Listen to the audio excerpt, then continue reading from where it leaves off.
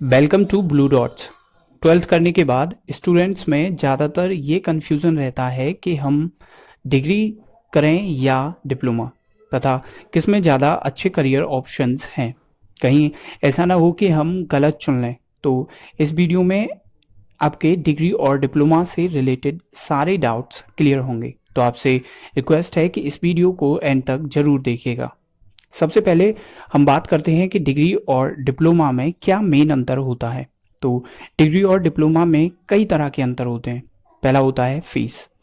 Diploma की fees degree की तुलना में कम होती है, यानी कि डिग्री में ज़्यादा फीस लगती है, डिप्लोमा में फीस कम लगती है।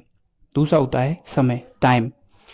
कोई भी डिग्री करने में आपको 3 या 4 साल का समय लगता है, जबकि ज़्यादातर डिप्लोमा 1 या 2 साल के ही होते हैं।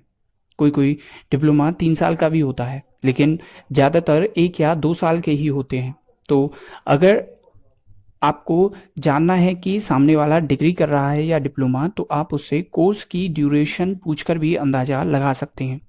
तीसरा होता है कॉलेज और यूनिवर्सिटी का। देखिए, जब आप किसी कॉलेज से डिग्री करते हैं तो आप पढ़ते तो कॉलेज में हैं, लेकिन डिग्री आपको यूनिवर्सिटी देती है, जिस भी यूनिवर्सिटी से आपका कॉलेज अफिलिएटेड होता है।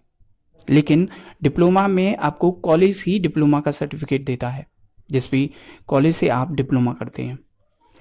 ये तो हुई वो बात जो शायद आप जानते हो, नहीं तो आप गूगल पर 2 मिनट में सर्च करके पता कर सकते हैं। अब करते हैं मेन बात। देखिए, आपको डिग्री करनी चाहिए या डिप्लोमा, ये जानने का सबसे अच्छा तरीका है कि आप देखें कि क्या आपको जॉब करने की सख्त ज़रूरत है। अगर हाँ, तो आप 2 साल का डिप्लोमा करें और आराम से किसी भी प्राइवेट कंपनी को ज्वाइन कर लें। लेकिन अगर आपको जॉब करने की कोई जल्दी नहीं है तो आप डिग्री करें, पहले बैचलर, फिर मास्टर और फिर डॉक्टरेट।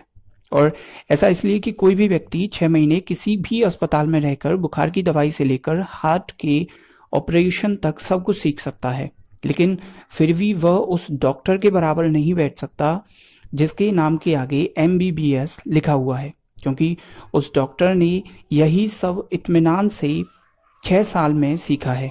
तो अगर आप जल्दी में ना हों तो आपको डिग्री और सिर्फ डिग्री ही करनी चाहिए। अब आपके मन में ये भी आ सकता है कि जब हम किसी काम को 6 महीने में सीख सकते हैं तो उसके लिए 6 साल खर्च करने की ज़रूरत क्या है।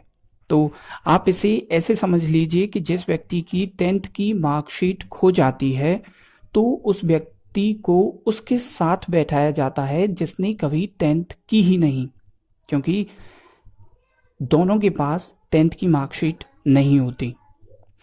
अब मान लीजिए कि आपने चूज़ कर लिया कि आपको डिग्री करनी है, तो आपको सब्जेक्ट कौन से लेने चाहिए, यानी कि आपको BCom, BSc या BA क्या करना चाहिए। जब 9th और 11th में हमें सब्जेक्ट्स चुनने का मौका मिलता है तो हमारे अंदर इतनी समझ नहीं होती कि हम अपने हिसाब से सही सब्जेक्ट्स चुन सकें, और अगर समझ होती भी है तो दोस्ती का महत्व तो हमारे लिए ज़्यादा होता है। तो इस वजह से हम अपने लिए सही सब्जेक्ट्स नहीं चुन पाते। लेकिन कॉलेज जाते समय हम थोड़े समझदार होते हैं, तो सब्जेक्ट समझदारी से चुनने चाहिए। फिर चाहे आप BA करें या BSc, इससे कोई फ़र्क नहीं पड़ना चाहिए। और सही सब्जेक्ट्स चुनने के लिए आप अपनी पुरानी मार्कशीट देख लीजिए और जिस भी सब्जेक्ट में आप बिना कोचिंग के अच्छे मार्क्स लाते थे उसे आंख बंद कर ले लें।